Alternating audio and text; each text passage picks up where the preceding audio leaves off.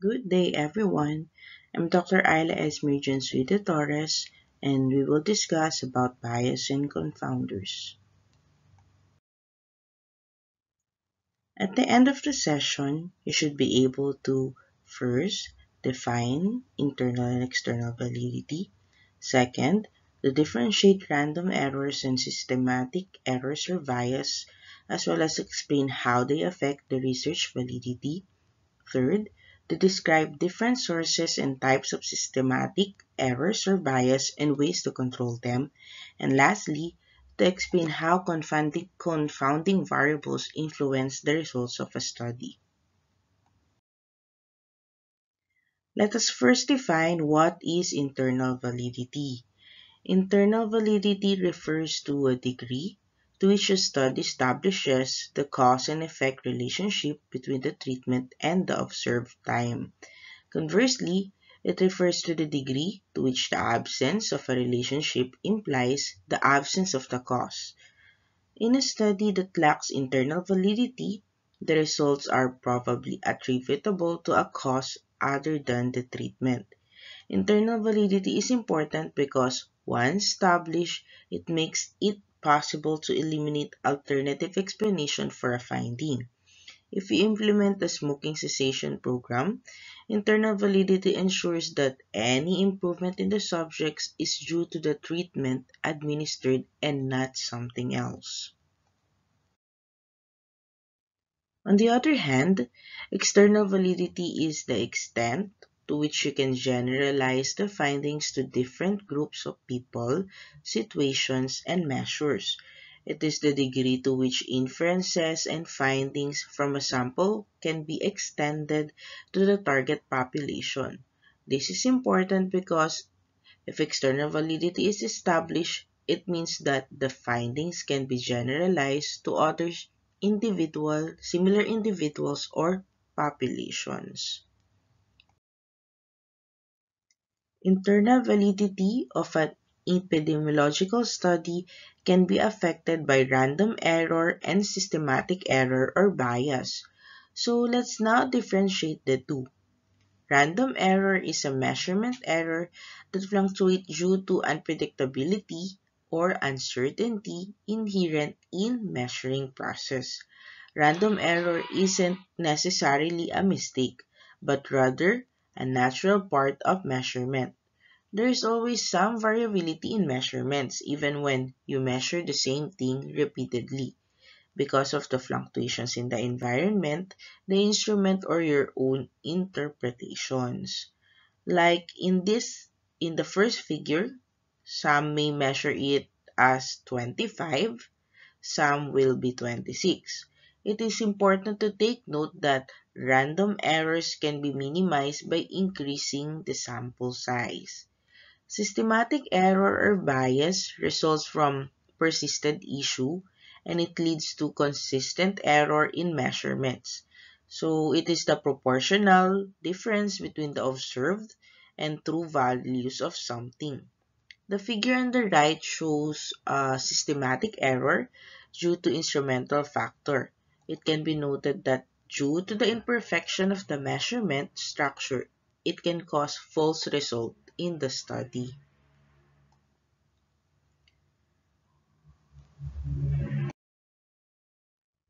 Bias is defined as trend or deviation from the truth in data collection, analysis, interpretation, and publications which can cause false conclusions. This may result from the methods used by the investigator to recruit individuals for the study or what we call the selection bias, or may result from systematic distortions when collecting information about exposures and diseases or the information bias. Unlike the random error, this cannot be minimized by increasing the sample size. So as what I have mentioned on the previous slide, bias can either be selection bias or information bias. So let us now discuss each of these biases. Selection bias refers to systematic distortion in the process of selecting participants for a study, resulting in non-representative or biased sample. In most cases, certain individuals or groups are more likely to be included or excluded from the sample, leading this inaccurate or misleading conclusion. In this case, the sample that you have may not be representative of your population. So to give you an overview, this slide shows the different types of selection bias. These are the non-response bias, the Neyman bias, loss to follow-up or dropout bias, Bergsonian bias, sampling or volunteer bias, and the sample size bias. So let's discuss them one by one. For the non-response bias, this occurs when individuals selected to participate do not respond or choose to participate. Individuals who do not respond to invitations are likely to do different from the individuals who do. Hence, non-respondents must be compared with respondents about key exposure and outcome in order to ascertain the relative degree of non-response bias. So, for instance, if a survey on income is only completed by individuals with higher income, it can lead to an overestimation of average income individuals. The incidence or the prevalence bias, or otherwise known as the Neyman bias, is a selection bias where the very sick or very well or both are erroneously excluded from the study. Excluding patients who are very sick or died will make conditions look less severe. So on the other hand, excluding patients who have recovered will make it more severe.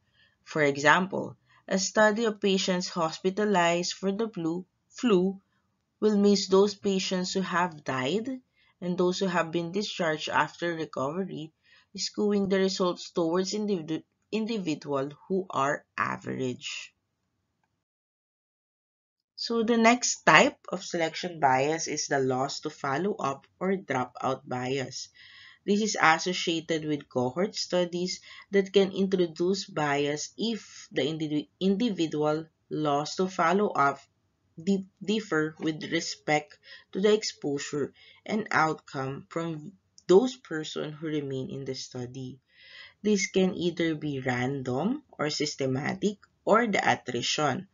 Random means that participants who stay are comparable to the participants who leave. This is the case if the dropouts from the control and the experimental groups are roughly equal. Systematic or attrition is when the participants who leave differ in specific ways from those who remain.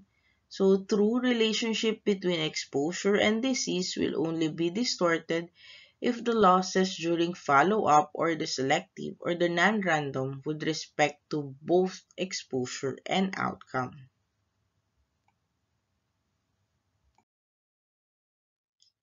Another type of selection bias is Bergsonian bias, which is also referred to as hospital patient selection bias, Bergsonian bias, or the Bergson's paradox or Bergson's fallacy. This is often encountered in a case control study wherein the bias tends to cause the odds ratio to be underestimated. For example, patients in the hospital can have diseases aside from your disease of interest, which can model the investigation that you are conducting. Sampling or volunteer bias occurs when some individuals within a target population are more likely to be selected for inclusion than others. It is likely that those who volunteer will not be representative of the general population since volunteers tend to be more health conscious than the general population. And lastly, the sample size bias if there is inability to detect differences in study groups arising from inadequacy of the sample size. So next are the selection biases in selected research designs and ways to reduce or eliminate bias. Selection bias in case control studies.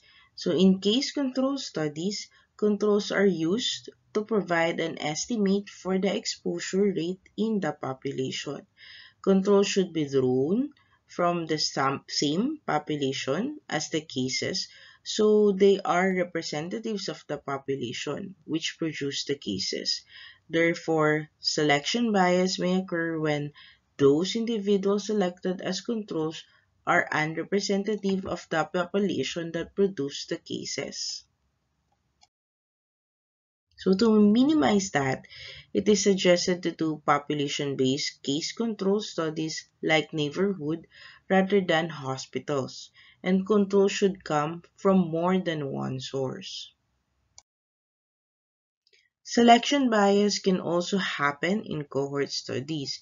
It is introduced when the completeness of follow-up or case ascertainment differs between exposure categories.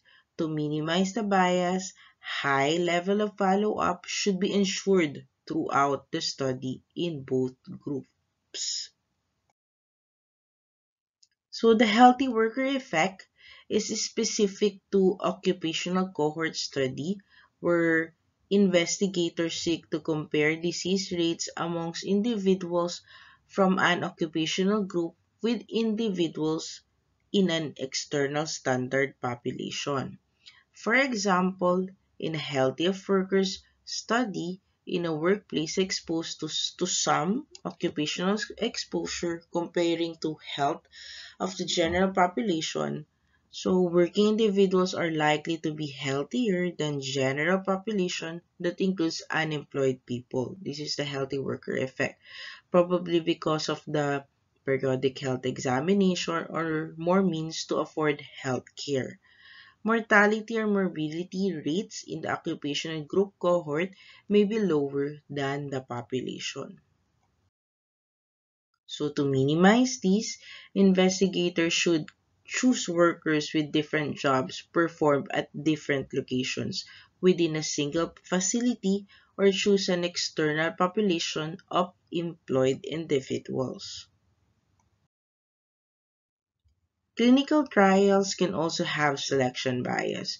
It can be the allocation bias or the bias when there is a systematic difference between participants in study groups, or attrition bias where dropout is caused because participants did not find the medication effectively.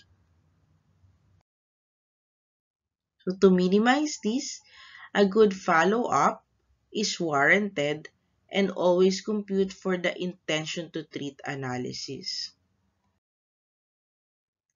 So after discussing the selection bias and its type, we now go to the information bias. Let us first define what is an information bias. This bias happens when the information is measured, collected, and interpreted inaccurately. This leads to misclassification of subjects in one or more estimation of strength of association variables and distortions of the estimate of effect. So this slide shows the different types of information bias. Information bias can either be non-differential misclassification, random, or non-random. Random information bias occurs when classification of disease as status or exposure occurs equally in all study groups being compared. Probability of exposure bias misclassified is independent of the disease status, and the probability of disease status being misclassified is independent of exposure status. This may result in underestimate of the true strength of association.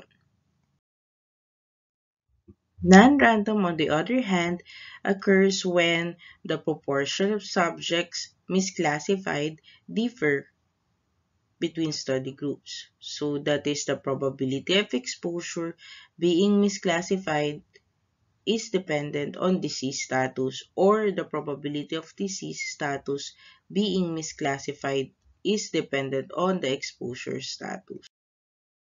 So there are five types of non-random information bias: recall bias, interviewer bias, observer bias, reporting, and prevarication. So let us discuss them one by one. Recall bias is a systematic error caused by the differences in the accuracy or completeness of the recollections retrieved by study participants regarding events or experiences from the past. Encountered in studies that have self-reporting as method of collecting information, such as in case control study where there can be differential recall of exposure between cases and controls. For example, in studies of risk factors for breast cancer, women who have this disease may search their memories more thoroughly than members of the unaffected control group for possible causes of their cancer.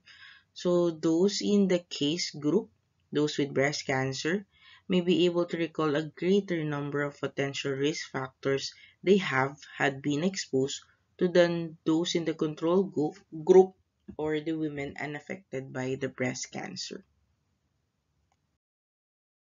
So next is the interviewer bias. This occurs where an interviewer asks leading questions that may systematically influence the responses given by the interviewees. So the investigators may ask more leading questions about the disease or exposure and may prove differently about exposures in the past if he or she knows the subjects as cases. Interviewer bias distorts responses, especially when the characteristics relate in some way to the research topic. Interviewer bias can also affect the interviewer's ability to establish rapport with the interviewees, causing them to feel less comfortable giving their honest opinions about sensitive or personal topics. Observer bias is a type of information bias that occurs as a result of the investigator's prior knowledge of the hypothesis under investigation or knowledge of an individual's exposure or disease status, which may influence the way information is collected, measured, or interpreted. So, resulting from the outcome assessor's knowledge of exposure status, hence, observers tend to measure more, collect more in those with disease than without the disease. An example is when a doctor, expecting a certain outcome based on their previous experiences and then unconsciously influencing their patients to achieve the expected outcomes. So another is reporting bias that occurs when individuals selectively suppress or reveal information for certain reasons. So researchers tend to report findings that show favorable results, sometimes also called the publication bias. For example, if you were studying how many people with blue eyes wear glasses and found that only 40% of people with blue eyes wear glasses, then it could be because they didn't include all the people with blue eyes in your study.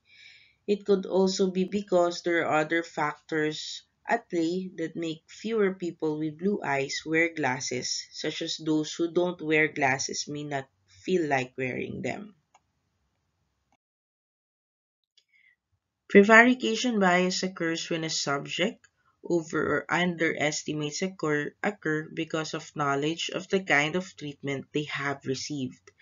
A subject may consciously feel the need to provide answers pleasing the interviewer or study coordinator, or may feel that there is some secondary gain from consciously misreporting their clinical status. So, under the prevarication bias, we have the Horton effect. It is also called the observer effect. So, this refers to the people's tendency to behave differently when they become aware that they are being observed. The increased attention focus of the workers as part of the study lead to the improved productivity and not because of the change in the amount of light. So to minimize information bias, researchers should either do blinding or standardization. So next is blinding. Uh, it makes sure interviewers and study personnel are unaware of exposure or the disease status. Observers should be blinded so that they won't over-observe the other group.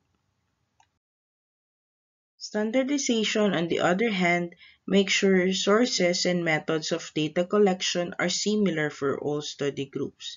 This can be achieved by training of observers, training of interviewers, data collection tools, and calibrated instruments. And for the last part of our lecture is the confounding variable. Confounding variable is a variable that is not included in an experiment yet affects the relationship between the two variables in an experiment. This is also known as a third variable or a mediator variable.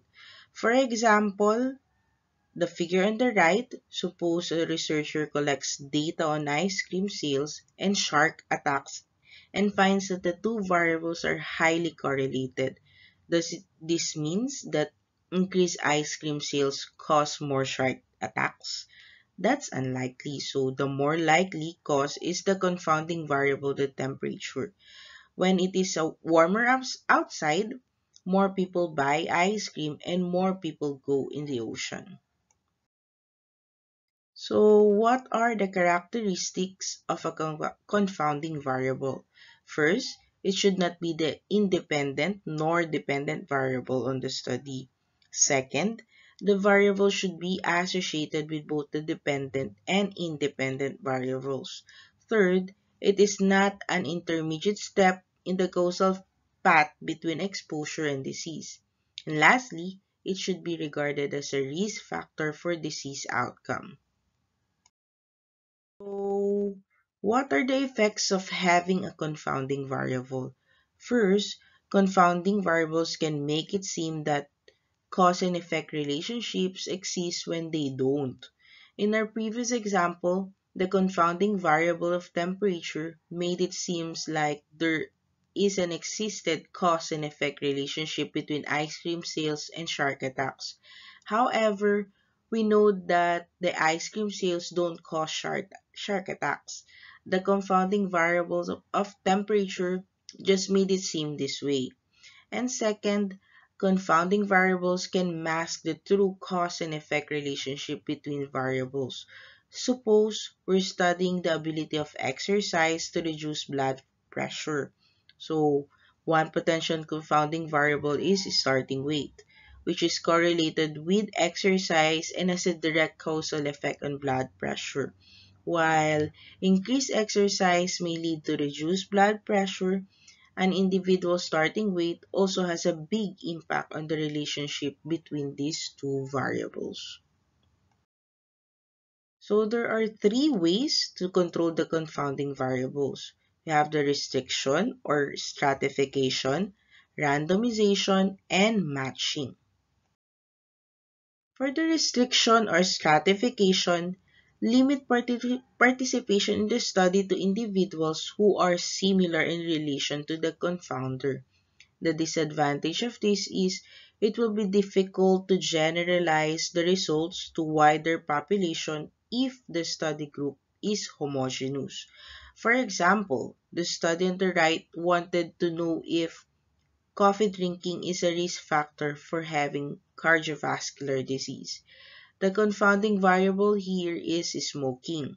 Hence, in restriction, the investigator should limit criteria to non-smokers and confounder is eliminated. So, randomization is assigning study participants to treatment group randomly. This is the ideal method of controlling for confounding if done properly, because all potential confounders, both known and unknown, may become equally distributed between the study groups.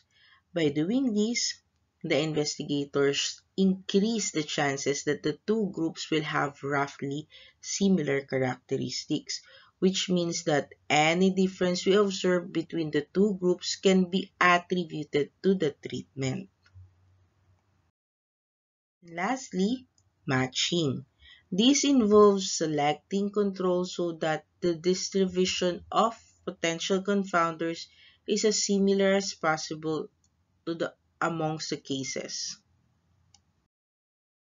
So in summary, we have defined the internal versus external validity, differentiated random errors and bias, and explained how that they affect the research validity, describe different sources and types of bias, and ways to control them, and lastly, we have explained how confounding variables influence the result of a study. So here are my references. Thank you for listening.